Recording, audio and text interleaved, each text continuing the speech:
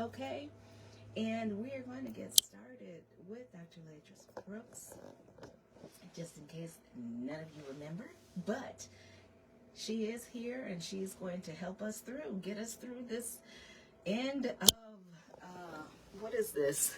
2025. 2025. Already. We're going to get to the end, and she's going to help us through. We're looking at and we're keeping up markers on mental health, mental wellness, and some things we can do to identify within ourselves. And then also things we can do that we can easily implement into our lives to overcome, to get through, to breathe again, right? Clearly, without static, without hesitation, without reservation. I'm going to be quiet. I'm not promising, but Don't. We're going to roll with it, right? Y'all, she tried to tell me, I'm going to try to be quiet so you can say what you got to say. I said, no. I'm a licensed psychologist. I do dialogue very well. So you need to talk and engage, and then that'll pull things out of me that people need to hear, and I will make adjustments on my end as far as what I wrote down. But she can't. We on the whole radio show, and she thinks she gonna be quiet on her show. No, we're not doing that. I like your platform too. I know, but it's it's a shared space, and it helps. Indeed, it helps. It does. Absolutely. It really does. So let me stop. Yeah. Okay. Without further ado, we're going to say good afternoon to the one, the only, Dr. Latris Brookshaw with Chosen PLLC. Yes. And I will get the number and all the contact information after the information. Yes. All right. So you actually jumped us off pretty good because you started by talking about seasonal affective disorder, which is, just like you stated, it's something that comes up this time of the year, especially for those of us, as you stated, in the Midwest, where the weather changes and people get to feel in some type of way. And so, like the things that we have been talking about so far this year, and the way that we're going to position ourselves to be ready for next year, we're going to look at what are the things that are in our control. Because here's the challenge that I have with seasonal affective disorder, but then also the way that we kind of look at other diagnoses as well, is we look at it, we take it on, we slap the label on, and then we feel like we stuck with it. There's nothing we can do about it. It just is what it is. And now people are dreading the winter, and it's going to be dark. I didn't even realize what our winters were like until I lived in Texas for a year, and somebody asked me if we had gray winters. And I was like a whole grown woman at this time. And he was like, do you guys have gray winters? And I had to pause. I was like, actually, we do. Like, I had never noticed before. Because it never came up. It is what it is. Like, it never came up for me to, I'm going to feel bad because it's snow outside. Because to me, when I look at snow, to me, it's light out because it's bright. Yeah. Okay. So I don't think about, the sun is not here. And why would I sign up to be miserable because the sun is not out? Like, I'm not. Like, that just never computes for me. And I've seen people before, and I know, folks are like, well, but it's a real thing. And it's also a real thing that you can do something about it. Because I've had clients before that have said, I never thought that I could feel this good in the winter before. I just have to be with this. Right. Like, we ain't do no lamps. We ain't do none of that stuff. But we changed the perspective, which is what you were talking about, on how do I approach it. Because even with seasonal affective disorder and some of the other things that we've gone through so far this year, like collective trauma, emotional fatigue, and workplace burnout, there are things that are in our control that we need to make some changes with, right? So I'm always looking at things from the perspective of, what is this situation and the way that I am thinking and feeling telling me about what I need to do differently? Right? Because I don't believe that I'm just assigned to just be miserable because the weather changed. Right. And be miserable for the whole however many months. Like when you think about what happens in the spring and the summer, we spend half the winter planning for the spring and the summer. Why? That's why your spring and summer are so amazing, because you're planning for it. You plan, right? You like, we gonna do this, we gonna do this. You scheduling trips, you looking at pictures. But winter comes around and you like, we gonna get through Thanksgiving and Christmas and New Year's, and then we just gonna be posted up in the house until spring break and we can That get away. is so true. Is it not? That is so true. You don't plan for nothing, right? And it's like a global, Yes. position. Yes. Many people take. Okay. Yes. We never even considering like, oh, I could plan for the winter, right? Like, what are the things that I like to do that are indoors, right? You know what I did a few weeks ago? Because I needed to feel a little different. Mm. It was pre-Thanksgiving. I bust out the Christmas pajamas. Okay. Why? Because they red. And there's energy associated with that. And I was like, this feels good.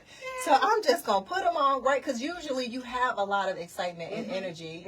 Some people don't. But a lot of people have excitement and energy around Christmas. So I was like, bet, let me put these pajamas on. And I've been just wearing them around the house. Like, Right. It makes me feel better. Exactly. It makes me feel good. It also then brings in that energy of something to look forward to.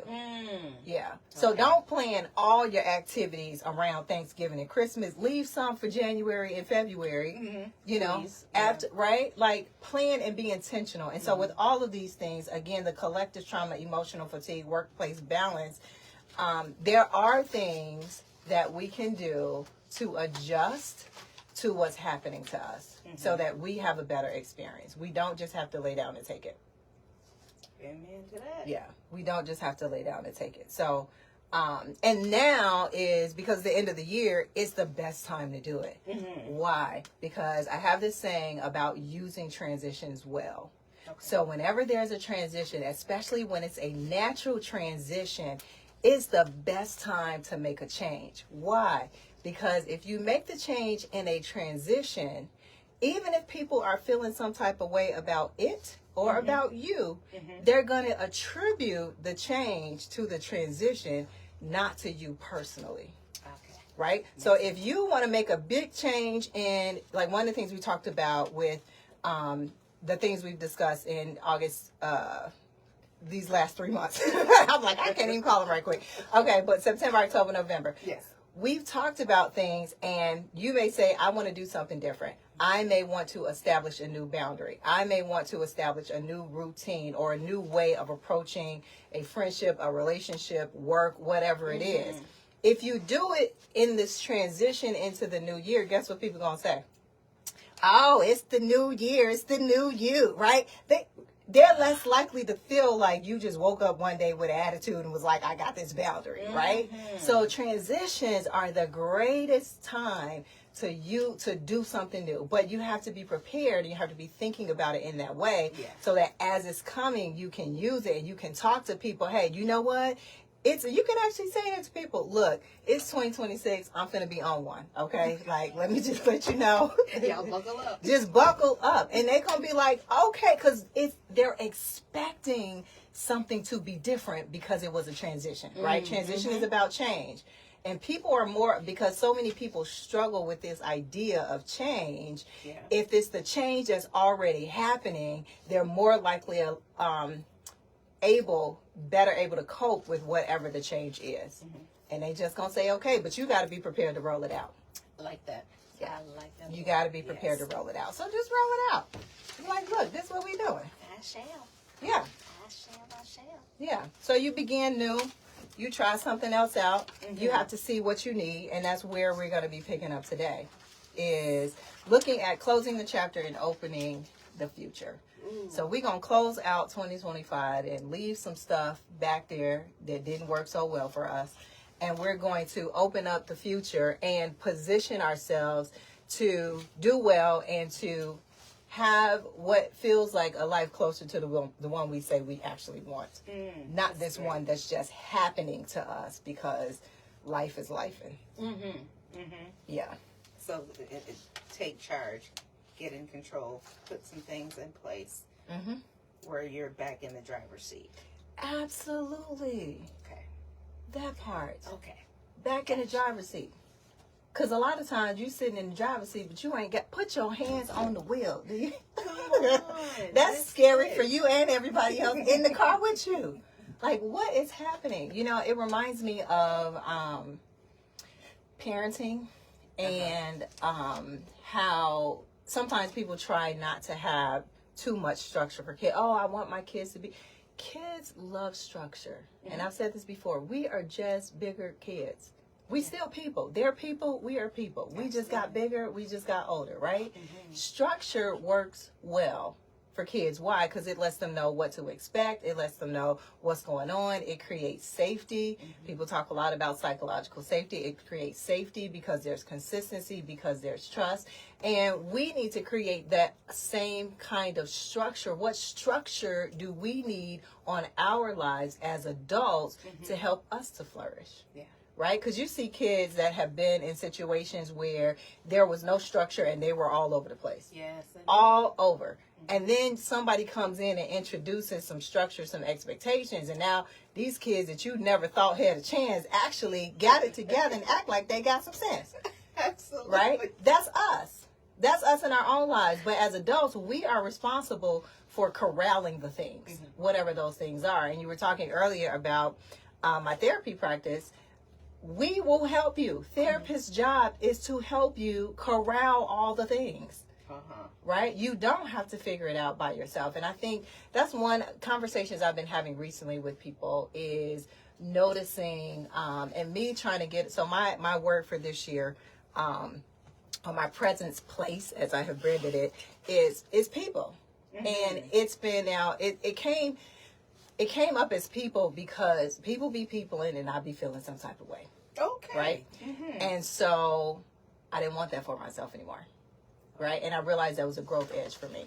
And so I said, all right, I'm going to have to deal with that. So that's what I've been focusing on this year, right? This whole idea of I have the ability to make a change in this area, even with the thing, because I can't change the people, but I can change what's coming up for me when I see people doing the things that people do. I like that. Right? Okay. I can do something about that. And so I've been looking further into things. And it's interesting what has happened and transpired is because now that I'm not feeling some type of way about it so much, I'm actually noticing opportunities to create change where I can. Because before, I just wanted to leave you alone.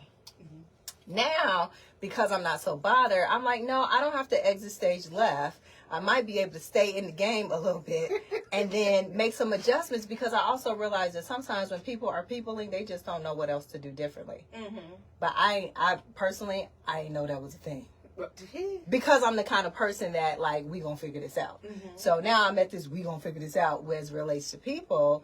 And we have the ability to do that in other areas of our life as well, is let's figure this out. Let's not sit in it. And if you don't know, have a conversation with somebody who can help you think it through, give you a different perspective, help you find those boundaries and establish those boundaries. I love when I hear clients say, I did not know things could be like this. They didn't know.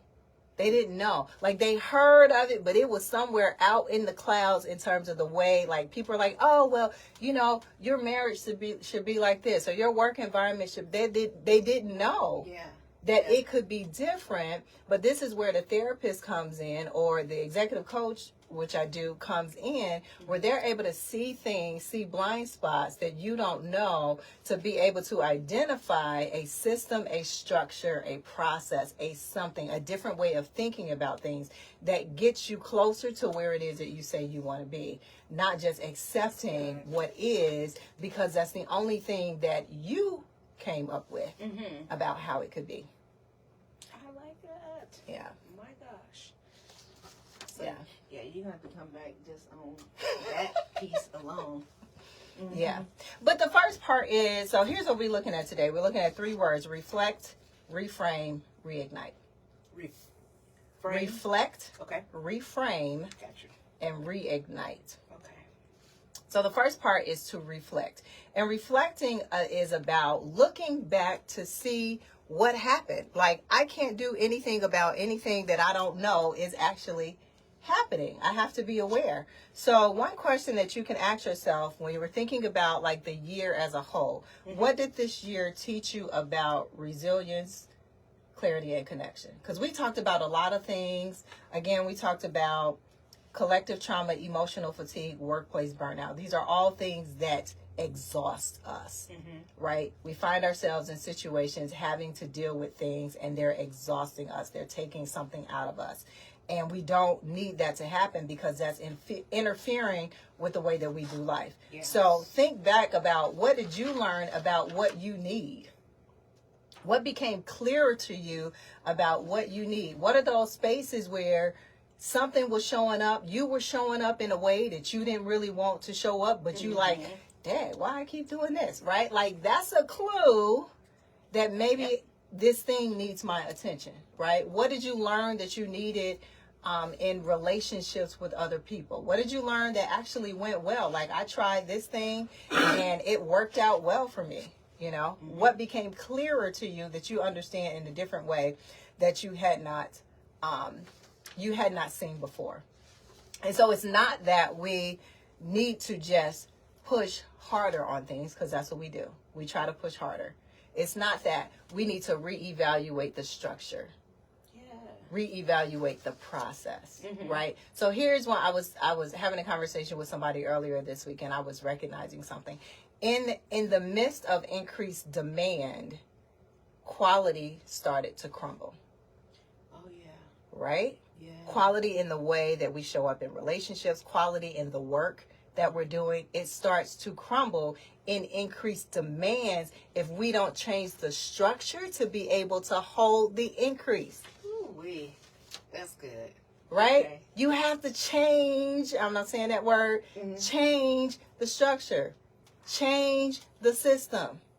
Change the perspective. I have to change something if I'm going to be expected to do more. But too many times we just keep adding and adding and adding, right? That's what happens with collective trauma. That's what happens with burnout. Things just keep getting added and added and added, and we just going to keep taking it on without changing. Yeah, we never check on the foundation. Oh my gosh. Yeah. That's supposed to be holding the things. And this is why we can't be afraid of change. People get so afraid of change. For what? Change is going to help me to kill it. So if I'm noticing that the quality of what I'm doing is impacted, then I need to do something differently with the structure. That's awesome. Because you can't lose quality. Because that's what happens when you burn out, right? You lose quality. You just slap it on there. It's done. It's done. You know? Right. Right. And you're missing things, or you're barely spending time with people that you want to spend time with. You're barely having time to connect with colleagues and staff because you're just so in there with your head down into the work. And then I remember I was coaching somebody and she was telling me that was actually one of her goals. I want to be able to just stop and have a conversation with somebody when they pop into my office. And not to continue, just move.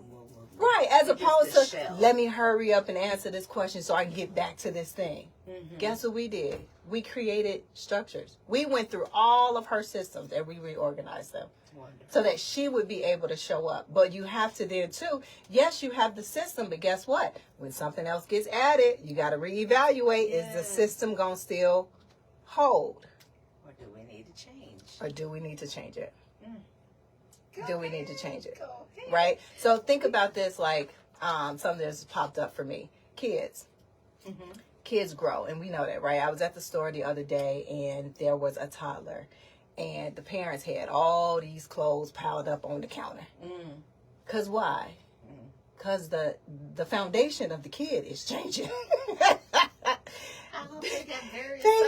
They need a new clothing structure to handle, right? The baby about to be busting out at the seams, and that's what we're doing, right? If you walked up in here with some hot waters, you would be like, wait a minute. What happened? What is happening? What's going on? You need to take care of this, right? But we going through life in high waters and floods, right? Wondering what's happening, but that's what we look like. And then it goes back to what you were saying. Sometimes we just accept it. Yes. It's just happening. Well, they're short. Yes. Or they're busting at the seam. Well, I don't know what to do. You know, just life has dealt me. Yep. And Yep. Yep. We have a bad habit of that. We do. We're socialized, you know. We are. Largely. We are. That way. We are. Yeah, we are. And so it's not just, okay, I don't have, because here's what people who really are committed to being better do, right? It's not, I don't have the money to go to Macy's to buy these clothes. It's, I'm going to wait to the Black Friday sale and I'm going to get them when they on clearance, right? Or I'm going to go to the donation spot and I'm going to get some stuff out over there, or I'm going to put a plug out to my friends and family and ask them who kids got some stuff they don't need, right?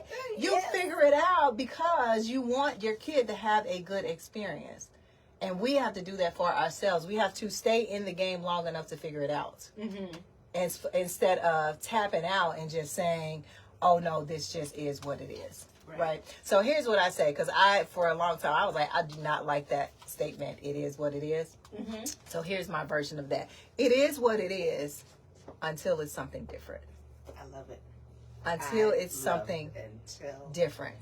Because that then empowers me to be able to change it versus just accepting it and sitting in it. Yes. Right. But again, I still have to reflect enough to know that something needs my attention.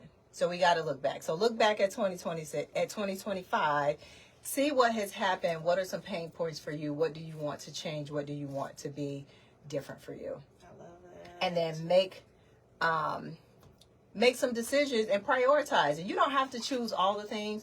You can choose one. So when I do my presence place, and again, my presence place is about a growth edge, right? Here's the thing that is showing up in my life that I feel like I really want to put my head down and make some change in this area. So my word for last year, and it can be a word or a short phrase, was people. And here's the thing. I stick with that word for the entire year.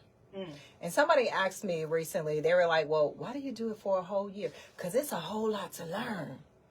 And I'm going to spend 12 months in this thing. And so many times we feel like we got to be doing something new all the time. Just do the one thing consistently. Because I want to get to the end of 2025 and it be a habit, a positive habit in terms of the way I've changed in that area. Yeah. And I don't have to be worried about it sneaking up on me anymore. Like I've practiced the new behaviors enough. I've examined it and gone deep enough into it, because that's part of the issue that we have. We often, even when we're examining things, we don't stick with it long enough to actually get to the roots of what the problems are. Yeah. And then we find it, oh yeah, I did that already, and then it come back again. Well, why is it coming back if you did it? You know, not to say that issues don't get deeper, but spend enough time with it to get into the depth of it, so you can have a full understanding, and then you don't have to be 2 years from now like I still got a problem with people. Like that's just saying. Yeah, oftentimes we just get in, we touch it, and we go. That's it. It's a touch and go. Yeah, that's it. That. Yeah. Yeah, we don't turn the page. No. And then here's what we say. Well, I tried that, it didn't work. You know. Yes, that is so common. Yes. Oh my God. Yes. I had a client once that told me, she said, I tried therapy. She had been in therapy for years. I tried therapy. It didn't work. I said, no, you didn't try therapy. You just showed up. You didn't actually try. Because you haven't done anything consistently enough to even see if the results that I'm telling you are actually possible. Yep. Typically. Yeah. I mean, if we have to we're going to do some things, we have to be one with the decision. We have to be a party to the process. Yes. And if you only choose one thing, right, and it's about the way that you show up that you want to be different. If you only choose one thing, it's so much easier to focus on that one thing. And yeah, there may be little pieces that come up, or little branches that come up with that. But if you focus on that one thing, it's so much easier than having a whole list of stuff that I'm going to do. Yes, it is. Oh my gosh. Yeah. It allows you to really hone in and focus in. So first you want to reflect so that you can be aware. And think about what is one thing that you want to change, and maybe you tried it already and you want to dig a little deeper. But what's one thing that you can reflect on and say, I want to work on this and make some consistent progress with it. And then the second step is to reframe. So reframe things for yourself. Think about it differently. So shifting from this survival mode to this strategic presence mode, right? So from surviving to thriving.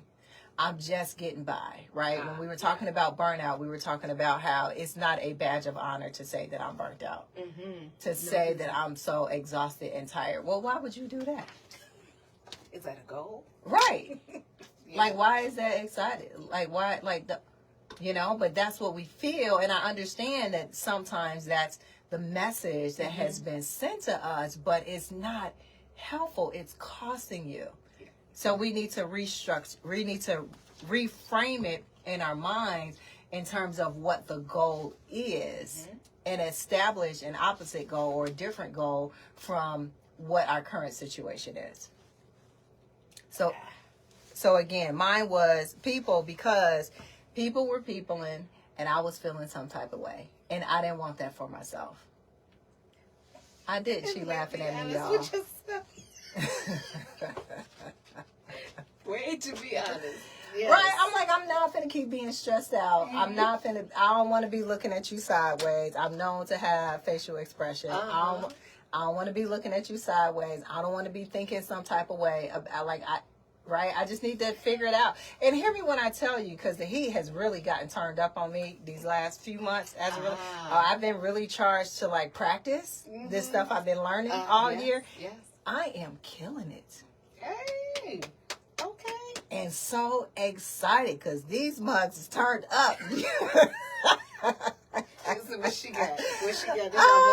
Look, I'll be ready, right? I'll be ready. I know. Because sometimes, here's the thing, too. With these situations that are stressful for us, you know it's coming. It's not even like it's not predictable. You know they had a leadership meeting at work and they finna come out there with an assignment for you. You know that. Right. You know that. You know how this stuff works. Yeah. So you need to say, okay, well, and I'm not going to tell them that I can't do it or that I won't do it. Not that that's not okay, because sometimes that is. I'm going to address that in a second. But because sometimes it is. Absolutely.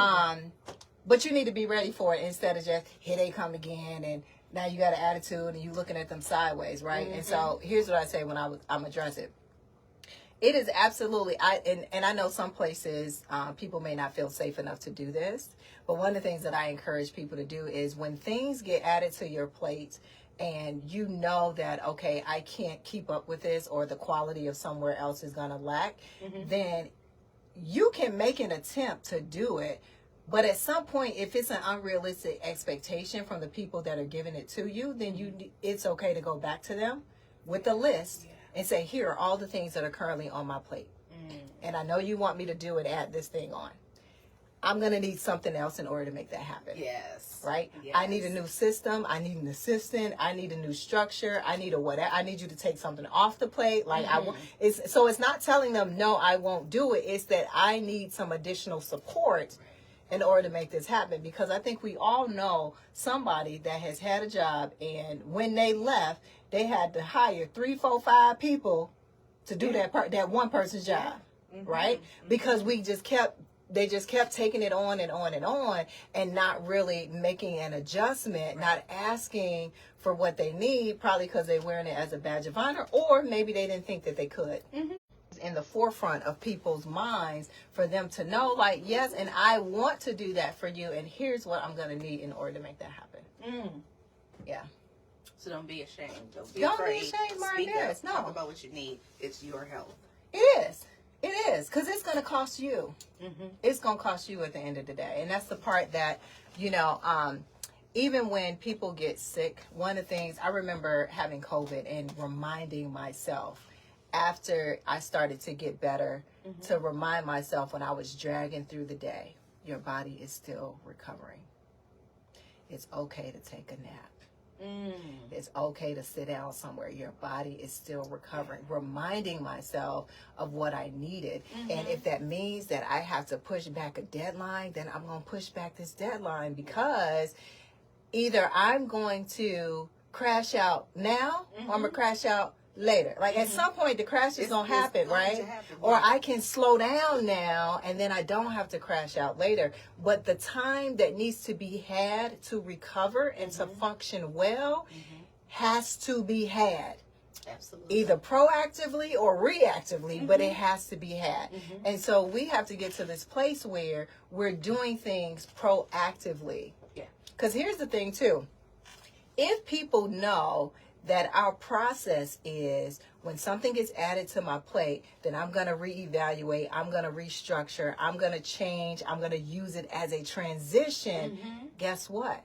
They get used to it. Yeah. And they expect it. One of my staff members says all the time, and she tells new staff this, when I go to a conference, she expects I'm going to change when I come back. Because she already knows. She gonna go there and get some information, and we gonna have to tighten some stuff up. We gonna have to roll something else out. But she knows because I didn't go to the conference just to go to the conference. Right. I went to get some information on how we can be better. And I remember I went to one conference. I hadn't been in like 10 years, and I went to the national conference. And there was something there that had been on my to-do list for a few months to look out to this vendor, look at this vendor, and I didn't, but the vendor was at the conference. And so I ended up having a conversation with them. We signed up for the services and rolled it out to the staff. And I talked to our attorney about it. And she was like, this is amazing. Yes, I wish more practices did this. Oh, and now, federally, they're getting ready to make some changes. And in one of the chats, people are freaking out about these changes. And you already said. We already ready. Yes. I was like, oh, not only are we already ready, but for whatever it is that we not ready for, this company that we hire, is their job to make sure that we That's awesome. right? Awesome. But it's because I'm ready to change as needed. Right? We have to be ready to change as needed before we get into that place. So I talk about being what's on fire, what's stirring, what's ahead. Before things get to being on fire, which is where burnout comes from, right? Things are now on fire. We got to look at what is stirring and what's ahead, what's coming down the pipeline. But try to stay out the fire as much as you can. Indeed. Yeah. Please. Yeah. And knowing, and here's what reframe is about, knowing that it's possible to stay out the fire. I have to reframe things in a way that helps me to know that I have more control over the outcome than I think that I do. Or at least how I feel in the midst of the situation until the outcome gets here. Okay. Because even if all you can impact is your feelings, you can still do that.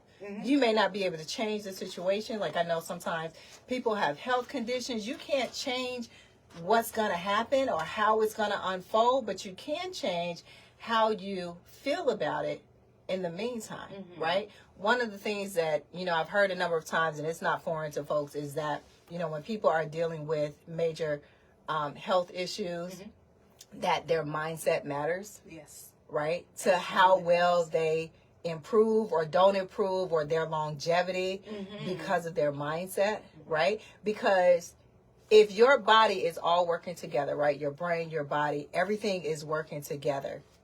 If your body is ill and your mind is ill because you're not thinking right, guess what? Your body has to work to get your mind together and has less capacity to get your body together. Yep. It cannot do both at the same time, right? Right? Because a lot of times people even come to therapy and they have what we call physiological indicates or indicators of psychological issues. Yeah. So you wondering why your back hurt? Because you stressed out. That's why. I know that one. Right? It's an indication, right? Your body can't do both. Get your mind together, your body will be okay. Yes. It'll figure itself out. And so that's the part that we have to, again, we have to reframe it in a way that our mind is together around the situation. And if I need to call in a lifeline, then I'm going to do that. I'm going to ask for some help. And it's always good to have lifelines, Absolutely. Trusted entities and people. I'll just say trusted people. Absolutely. Absolutely. People and entities. Yeah. Okay, so this last step is to, so think about what the thing is that you want to do differently, and then how you're going to change it in your mind, how you're going to reframe it so that you now feel empowered, right? So again, if I would say for me, because my word was people for this year, the reframe is I don't just have to be feeling some type of way every time somebody be doing something. Like I can do something different than just have an attitude. And I could change. Right? Look. Right? Because I'm like, because I'm a processor, it's not even that, the situation happened and I'm feeling some type of way in that moment. I'm feeling some type of way 20 minutes later because I'm like, what the heck? And why would you do that? And what would make you even have, right? It's all the Because it's going through all of the belts, all of the gears. All of them. And I'm like, I don't want to do none of that. That's good. Because that's 20 minutes. That's an hour. That's 3 weeks because you didn't have to tell everybody about it. Look, Look, right? That's so much time that you had spent on that. Yeah. Instead of being productive in the things that really need your attention, right? Yeah. Because reality is, if we're not addressing it and it's costing us more than just a couple of things that we think. It's costing us a lot. It's wearing on our minds and our bodies, and we're losing things because of it. So after you reframe it, then you want to reignite. And to reignite, you need to get some clarity about what you need, what you want, what are your priorities, what are your roles, what works well for you, what does not work well for you, what do you need? You need to get some clarity. Then you also need to be committed to being calm. And calm is about having some emotional regulation, right? I needed some emotional regulation around people. All right. So clarity, calmness, and know that it's okay for you to be in a relaxed state, and allowing that relaxed state or feeling of calm or lack thereof to be an indication that something needs your attention. And then you also need courage as you reignite. And you need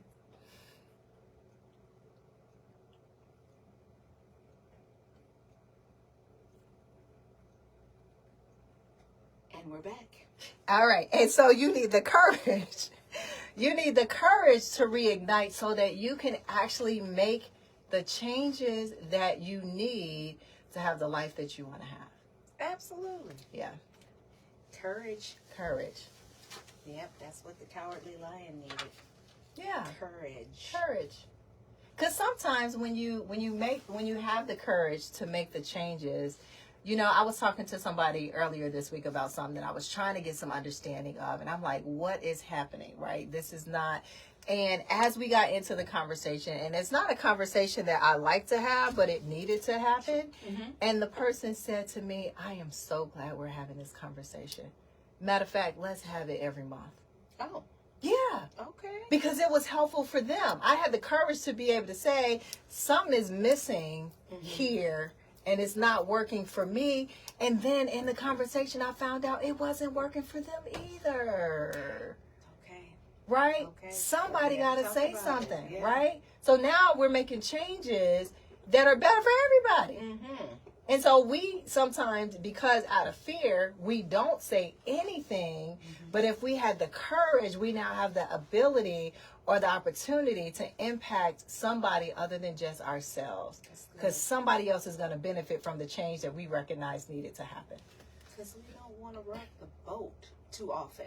It's not comfortable. We don't want to, make messy the atmosphere or the environment, or have someone feeling like they're looking at you sideways and those types of things.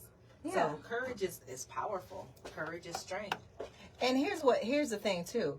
All it is bringing to the outside what's already happened on the inside. It's bringing in one room, the conversations that are had outside of the room. Because it ain't like the conversations ain't being had. Right? They're definitely like, being had. Yeah. I was thinking it wasn't working. She was thinking it wasn't working.